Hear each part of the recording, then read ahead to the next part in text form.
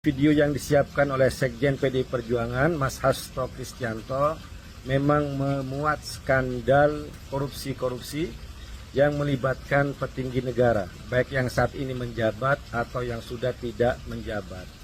Penyalahgunaan kewenangan untuk menjadikan hukum sebagai alat politik membunuh lawan politik. Makanya saya sebutkan itu lebih besar dari kasus Watergate yang ada di Amerika.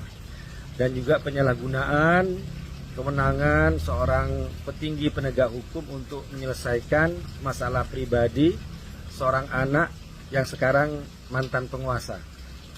Dan juga ada kasus kriminalisasi terhadap Bapak Anies Baswedan, pembunuhan karakter terhadapnya menggunakan kasus hukum yang dulu kita pernah dengar kasusnya itu ya. Nantilah bukti-buktinya, pertemuannya dan sebagainya itu akan dirilis dalam video tersebut. Ini bukan balas dendam, bukan kebencian, tapi sebagai perlawanan, karena kami benar-benar melihat bahwa serangan terhadap Sekjen ini merupakan serangan terhadap partai. Ini merupakan bentuk kriminalisasi, bukan kasus hukum. Karena kalau kita kembali kepada fakta-fakta pengadilan, itu jelas bahwa Sekjen tidak terlibat dalam kasus penyuapan antara Wahyu Setiawan dengan Harun Masiku. Misalnya baca lagi deh, amar putusan Majelis Hakim nomor 28 tanggal 15 Agustus tahun 2020 halaman 160-161.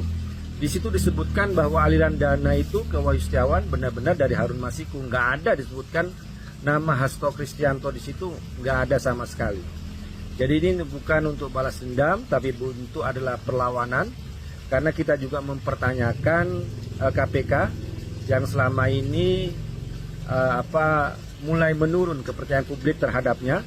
Dan juga kasus terakhir ada penggeledahan kantor BI dan sudah ditetapkan ada tersangka oleh Deputi Penindakan, tapi kok bisa diralat oleh jubir KPK. Pertanyaannya, siapa yang meremote KPK? Kalau ada tersangka yang bisa diralat, maka siapa yang meremote untuk menetapkan tersangka Sekjen PDI Perjuangan Hasto Kristianto? Di situ. Terima kasih.